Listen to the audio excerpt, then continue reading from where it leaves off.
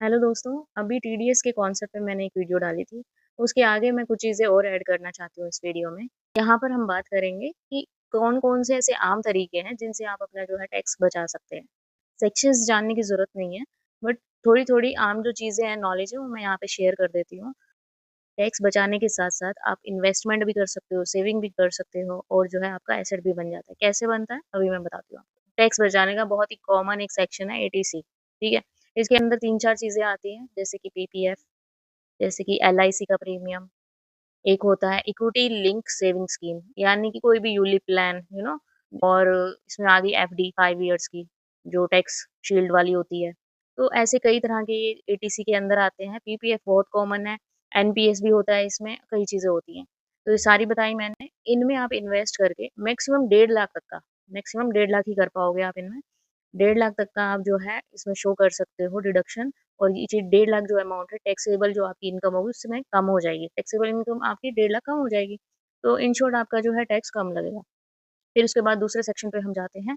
दूसरा section ATE हम लेते हैं। एटीई में क्या होता है, एजुकेशन लोन का जो भी इंटरेस्ट होता है ना, एजुकेशन लोन लिया है मान लीजिए, तो उसमें जो भी इंटरेस्ट साल में पे करोगे, उसमें कोई भी लिमिट नहीं है, कितना भी इंटरेस्ट हो, वो सारा आप जो है रिलीफ़ करने के लिए वहाँ पे डाल सकते हो। कि भई इतना इनकम आपकी कम हो जाएगी, जितना भी आप इंटरेस्ट पे करोगे साल में, ठीक है? अब हम बात करेंगे एटीडी की। एटीडी सेक्शन जो है हेल्थ इंश्योरेंस प्रीमियम के लिए रखा गया है। हेल्थ इंश्योरेंस प्रीमियम इसकी लिमिट्स बता देती हूँ मैं। एक तो ये कॉन्सेप्ट काफ़ी अभी भी लोग जो है अवेयर नहीं है हेल्थ इंश्योरेंस कराने के लिए। लाइफ इंश्योरेंस फिर भी करा रहे हैं।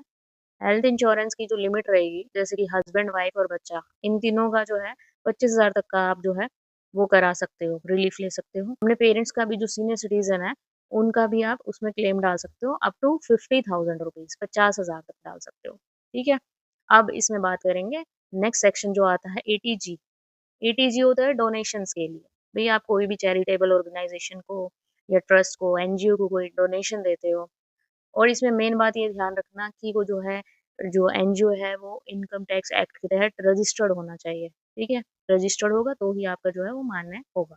एक मेन चीज़ इसमें रह गई है सेक्शन 24 बी, 24 बी, 24 बी के अंदर आता है आपके होम लोन का इंटरेस्ट। होम लोन का इंटरेस्ट ये सबसे ज़्यादा मैक्सिमम ऑफ़र करता है आपको 2 लाख तक का, इसमें रिलीफ़ मिल सकता है। होम लोन में 2 लाख तक का इंटरेस्ट जो आप पे कर रहे हो मैक्सिमम 2 लाख, उसमें आप रिलीफ़ डाल सकते हो और ये 2 लाख भी आपकी टैक्सेबल इनकम से कम हो जाएगा। अब लास्टली एनपीएस का एक कॉन्सेप्ट बता देती हूँ, national pension scheme. National pension scheme आज अब जो है माइनर के लिए भी एप्लीकेबल हो गई है, कोई भी माइनर के लिए भी अपने बच्चे के फ्यूचर के लिए भी वो स्कीम आप एडॉप्ट कर सकते हैं, ठीक है? अब एनपीएस जो है नेशनल पेंशन स्कीम इसके अंदर 1.5 लाख का आपको मैक्सिमम रिलीफ मिलता है इन्वेस्टमेंट का और उसके साथ-साथ एटीसीसीडी के सेक्शन में आपको एडिशनल 50,000 का और एक्स्ट्रा बेनिफिट भी मिलता है, वो भी आप शो कर सकते हैं। तो अप टू ये फुल अमाउंट कितना हो गया 2 लाख तक। तो इतनी सारी चीज़ें हैं, ये बहुत आम सेक्शंस थे, आम चीज़ें थी, आम तरीके थे जिनसे आप जो है टैक्स बचा सकते हो और जो सैलरीड क्लास है उनके लिए ये सारी जो चीज़ें बहुत बेनिफिशियल है। इसमें इन्वेस्टमेंट करने के साथ-साथ आपकी सेविंग, इन्वेस्टमेंट्स और जो है एसेट भी बन सकता है। ठीक है? चलो थैंक यू।